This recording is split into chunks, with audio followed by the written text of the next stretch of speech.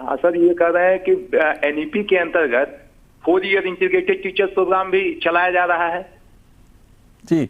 2 year programme भी BEd का चल रहा है और 1 ईयर बीएड प्रोग्राम का भी प्रोविजन है सर। तो ये 1 ईयर बीएड प्रोग्राम सर कब से शुरू होने वाला है या इसके संबंध में क्या सर पॉलिसी है सर, या उसके बारे में क्लैरिफाई करें सर। ओके धन्यवाद। देखिए ऐसा है, ये तो 4 ईयर प्रोग्राम चल रहा है, ये एक्सपेरिमेंट है, पायलट है, ये तो चलेगा, अब चलेगा, धीरे धीरे स्ट्रेंथन होगा, इसकी सक्सेस तय करेगी कि ये कितना ज़्यादा तेजी से आगे बढ़ेगा जी। दूसरी जो बात है कि 2 साल का बीएड है, वो जैसे चलता है वैसे ही चलेगा। 1 ईयर बीएड प्रोग्राम जो है पहले तो बहुत पॉपुलर प्रोग्राम था ही, बाद में 2 ईयर आया, और अगर 1 ईयर बीएड प्रोग्राम पे भी काम चल रहा है तो वो धीरे धीरे इसको आगे बढ़ेंगे। Hello sir, good morning ji. Good morning sir, it's a very simple question, you know, while doing graduation, can I join this programme, can I go on with this program while doing the graduation?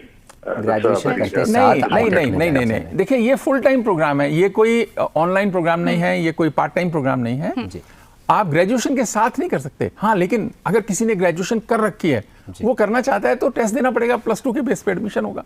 +2 तो होगा ही वो जब graduation किया है, 50% +2 में चाहिए, लेकिन साथ तो नहीं अलाउ करेंगे क्योंकि ये प्रोफेशनल कोर्स है, अटेंशन डाइवर्ट नहीं होनी चाहिए, फिर डिग्री मिलेगी। तो हर एंट्री पे, वो तो खैर नेशनल एजुकेशन पॉलिसी का रिकमेंडेशन है ही कि सेमेस्टर चले और हर 1 साल के बाद में आपको एग्जिट का ऑप्शन हो और फिर री एंट्री का ऑप्शन भी।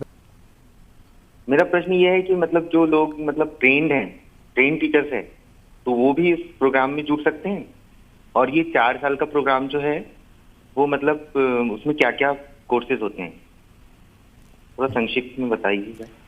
देखिए जो ट्रेन टीचर्स हैं उनका तो जो सिस्टम चल रहा है वो चल ही रहा है, किसी चीज को बंद करने की बात नहीं है। अगर इसको करना चाहते हैं और लगती है आवश्यकता तो उनको उसी प्रोसेस से आना पड़ेगा। अभी कोई सेपरेट विंडो नहीं है किसी के लिए, आपको टेस्ट देना पड़ेगा और उससे आना पड़ेगा। जहां तक प्रोग्राम की बात है, क्योंकि ये कोई फोकस प्रोग्राम नहीं है, ये इसमें क्या है, बीए है, बीकॉम है, बीएड है। आपने तय किया कि मैंने मान लिया कि बीएससी बीएड करना है, आईआईटी तो और एनआईटी तो बीएससी बीएड चला रही है क्योंकि उनकी विधा है साइंस एजुकेशन, इंजीनियरिंग एजुकेशन की। तो आपको 64 जो क्रेडिट्स हैं वो आपके अपने इससे ग्रेजुएशन वाले से करने पड़ेंगे, क्योंकि यूजीसी के हिसाब से भी होना चाहिए कि आपको डिग्री जब हम ग्रेजुएशन की दे रहे हैं साइंस की, तो उस हिसाब से वो क्रेडिट्स आपको पूरे करने हैं, तो वो होगा। फिर एजुकेशन का फाउंडेशन क्या क्या चाहिए, उसके 30 क्रेडिट्स होंगे, फिर इंटर्नशिप के क्रेडिट होंगे, फिर स्टेज स्पेशलाइजेशन भी है इसके अंदर कि मैं चाहता हूं कि सेकेंडरी में पढ़ाऊं 9वीं से 12वीं, तो मेरा को तय किया कि मैं सेकेंडरी पढ़ाऊंगा। कोई सोच सकता है कि मैं अर्ली चाइल्डहुड पढ़ाऊंगा, अर्ली चाइल्डहुड में फाउंडेशन स्टेज के, तो वो सारे जो कोर्सेज हैं वो अलग तरह से चलेंगे। हम तय करेंगे कि हम या तो साइंस हैं, आर्ट्स हैं या कॉमर्स हैं, प्लस कौन सी स्टेज में एडमिशन लिया हमने। अगर हमने जो स्टेज में एडमिशन लिया उसके कोर्सेज आ जाएंगे।